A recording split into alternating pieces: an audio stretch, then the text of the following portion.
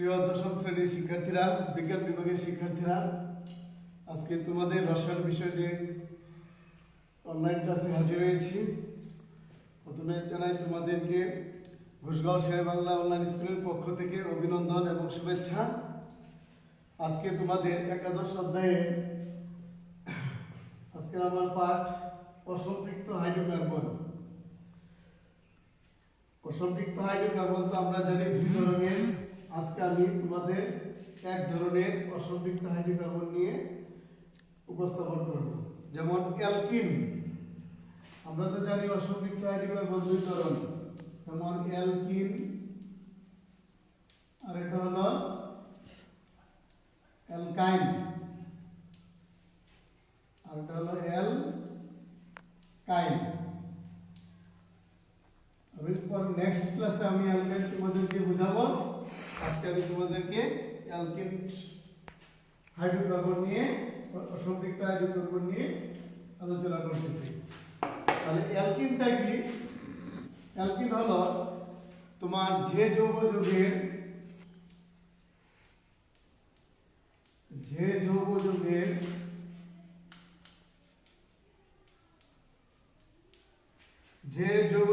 Carbon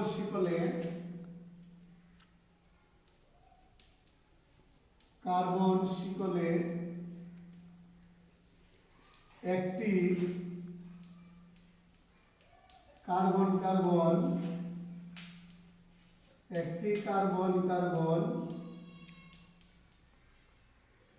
দ্বিবন্ধন থাকে,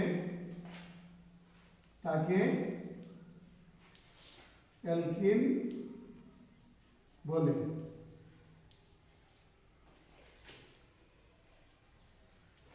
অ্যালকিনটা কি?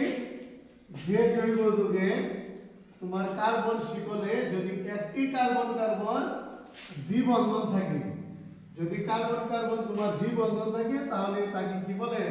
Alkyne বলে। যেমন অ্যালকিন, যে মনে করো অ্যালকিনের সাধারণ সংকেত আমরা জানি, অ্যালকিনের সাধারণ সংকেত CnH2n। এটা হলো অ্যালকিনের সাধারণ সংকেত CnH2n। যেমন অ্যালকিন যদি আমরা লিখি ইথিনের সংকেত দেখো এখান থেকে বের হয়ে যাবে। এখানে আমরা তো জানি, পূর্ববর্তী ক্লাসে আমরা জেনেছি, ইথেনে কার্বন সংখ্যা থাকে দুইটা। তাহলে n এর মান যদি আমরা 2 ধরি, তাহলে হাইড্রোজেন এখানে n এর মান 2 হলে 2 2 কত হবে? 4। তাহলে ইথিনকে আমরা লিখতে পারি, সংকেত দাঁড়ালো কার্বন 2টা, হাইড্রোজেন হলো 4টা। এই মিলে হলো ইথিন C2H4। এটাকে গাঠনিকভাবে লেখা যায়, এই সংকেতটাকে গাঠনিকভাবে লেখা যায় কি? কার্বন এখানে আছে আমাদের 2টা, তাহলে আমরা 2টা কার্বন লিখলাম। হাইড্রোজেন কয়টা আছে আমাদের? 4টা, তাহলে এখানে দেয়া যাও 2টা।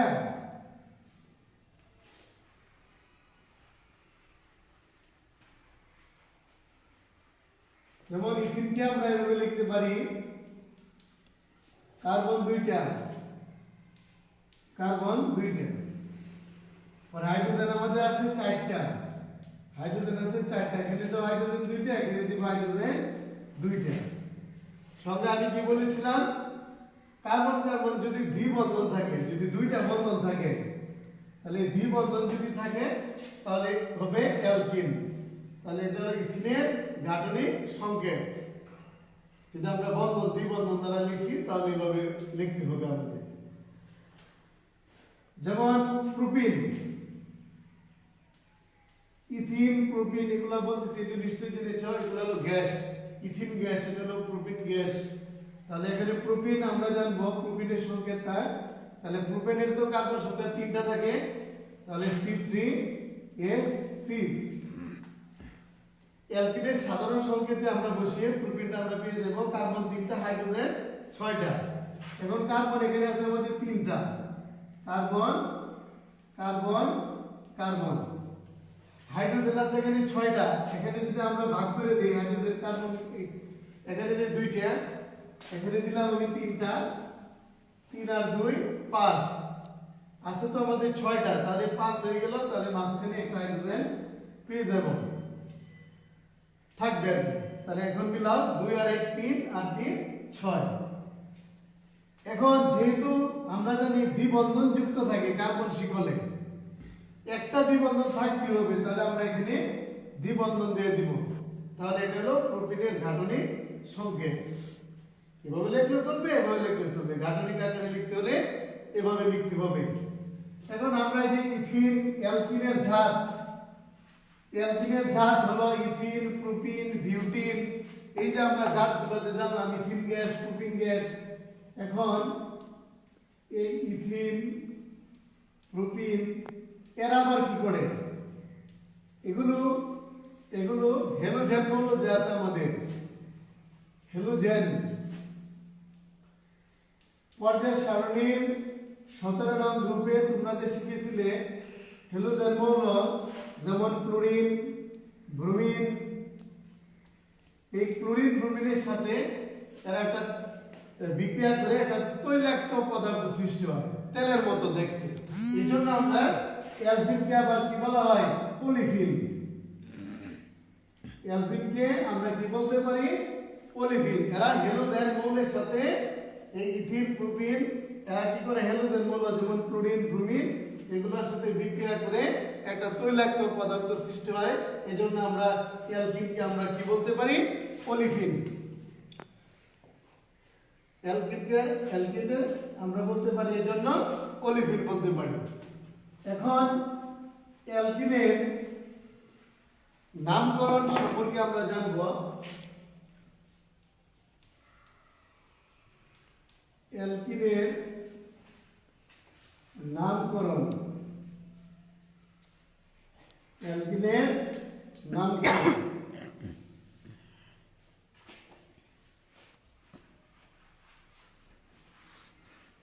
অ্যালকিনের নামকরণ যেমন অ্যালকেন, এ এল তোমার K A N E, alkane. আর অ্যালকিন, এই যে অ্যালকেনের মাঝে এ এন ই, এই এন ই কে যদি আমরা পাল্টিয়ে যদি ইএন ই লিখি, ইন, এন বাদ দিয়ে যদি আমরা এন বাদ দিয়ে ইন লিখি, তাহলে অ্যালকেনের পরিবর্তে আমরা পেয়ে যাব কি, অ্যালকিন। অ্যালকেনের পরিবর্তে আমরা পেয়ে যাব অ্যালকিন।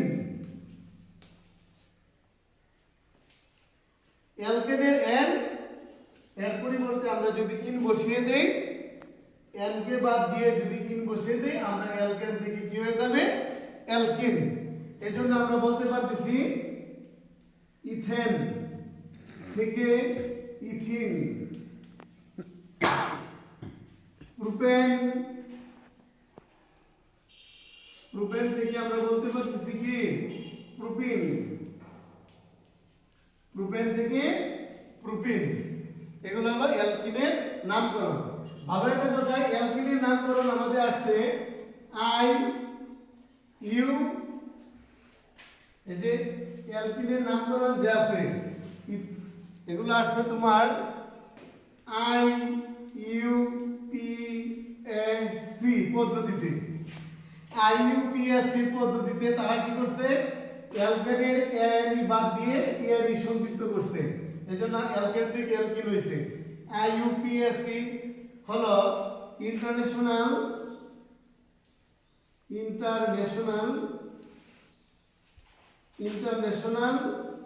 ইউনিয়ন। আইতে ইন্টারন্যাশনাল, ইউতে হবে ইউনিয়ন অফ, পিতে পিওর, পিতে হবে পিওর এন্ড, এই এত হবে অ্যাপ্লাইড, আর সিতে হবে কেমিস্ট্রি, সিতে লিখতে হবে কেমিস্ট্রি। তাহলে আইইউপিএসি পদ্ধতির নাম হলো ইন্টারন্যাশনাল, পূর্ণরূপ হলো international union of pure and applied chemistry, মানে আন্তর্জাতিক রসায়ন সংস্থা বা আন্তর্জাতিক রসায়ন বা ফলিত রসায়ন সংস্থা পদ্ধতিতে তারা কি করছে, অ্যালকেনের পরিবর্তে অ্যালকেনের এন বাদ দিয়ে ইন যুক্ত করে তোমার অ্যালকিনের নামকরণ করছে।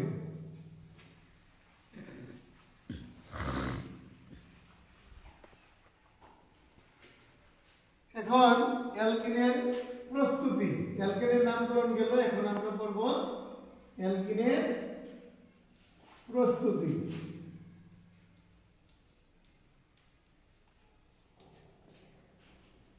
অ্যালকিনের প্রস্তুতি, অ্যালকিন আমরা কিভাবে পাবো? ইথাইল ক্লোরাইড থেকে,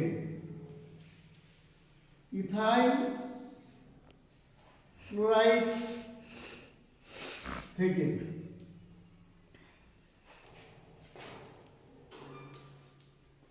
ইথাইল ক্লোরাইড থেকে আমরা এখন অ্যালকিনের প্রস্তুতি, অ্যালকিন কিভাবে পাওয়া যায় এটা আমরা দেখব। তাহলে ইথাইল ক্লোরাইডকে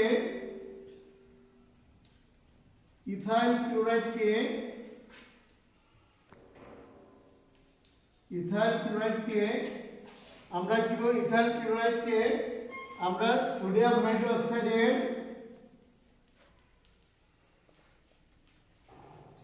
হাইড্রোক্সাইডের জলীয় দ্রবণের, সোডিয়াম হাইড্রোক্সাইড মানে কস্টিক সোডা, এর জলীয় দ্রবণের সাথে উত্তপ্ত করলে তাপ দিব।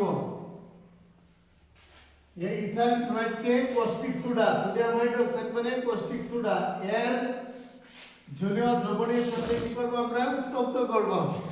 উত্তপ্ত করলে আমরা পেয়ে যাব ইথিন গ্যাস। তাপ দিলে যে গ্যাসটা বের হবে এটা হবে ইথিন গ্যাস। এবং যেহেতু এখানে জলীয় দ্রবণ, জল তো পানি, তাহলে ইথিন গ্যাস, আর পাইবো আমরা সোডিয়াম ক্লোরাইড ও পানি উৎপন্ন করবে। সোডিয়াম ক্লোরাইড ও পানি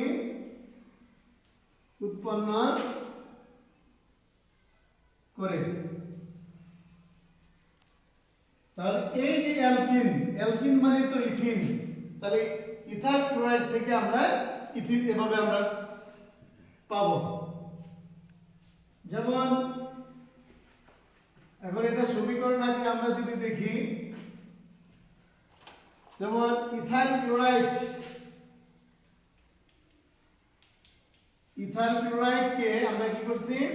কস্টিক সোডা মানে সোডিয়াম হাইড্রোক্সাইডের জলীয় দ্রবণের সাথে উত্তপ্ত করছি, তাপ দিছি। তাপ দিলে আমরা কি পেয়েছি? ইথিন। আমরা পেয়ে গেছি ইথিন প্লাস, এখানে আছে সোডিয়াম, এখানে আছে কি? ক্লোরিন। আমরা পেয়ে যাব সোডিয়াম ক্লোরাইড। আর এখানে যেহেতু ইথিনের মাঝে তোমার হাইড্রোজেন এবং অক্সিজেন আছে, এবং সাথে আমরা কি পেয়ে যাব? পানি। তাহলে আমরা যদি সমতা দেখি তাহলে সমতা কি মিলে যাবে। তাহলে অ্যালকিনের প্রস্তুতি একটা ধাপ গেল, ইথাইল ক্লোরাইড থেকে আমরা অ্যালকিন প্রস্তুতি পেয়ে গেলাম। এখন ইথানল থেকে, এখন জানব ইথানল থেকে। এখন ইথানল থেকে কিভাবে আমরা অ্যালকিন প্রস্তুত করব? এখন ইথানলের সাথে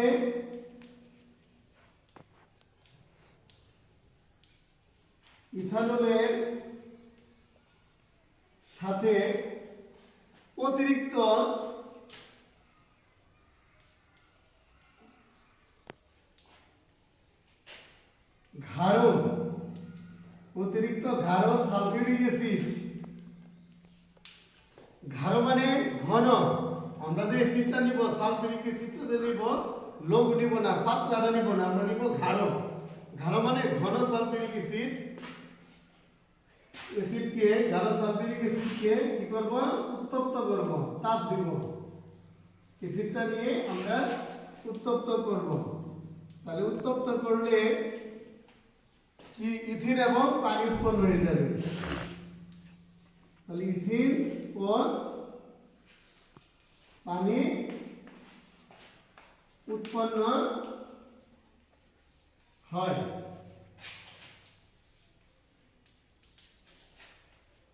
তাহলে ইথানল থেকে মানে অ্যালকোহল থেকে কিভাবে অ্যালকিন প্রস্তুতি করা যায় তাহলে ইথানলের সাথে আমরা কি করব অতিরিক্ত গাঢ় সালফিউরিক অ্যাসিড মিশিয়ে তাপ দিব এখানে আমরা কি করব উত্তপ্ত করব উত্তপ্ত করলে আমাদের ইথিন গ্যাস ও পানি বেরিয়ে যাবে আর ইথানল অ্যালকোহল থেকে আসবে ইথানলের সংকেত C2H5OH ইথানলকে আমরা কি করব সালফিউরিক অ্যাসিডের উপস্থিতিতে এই অতিরিক্ত তো সালফিউরিক অ্যাসিড দিছি সালফিউরিক অ্যাসিড নিয়ে তাপ দিব এটা তাপ চিহ্ন তাপ দিলে আমাদের কি গ্যাস বেরিয়ে যাবে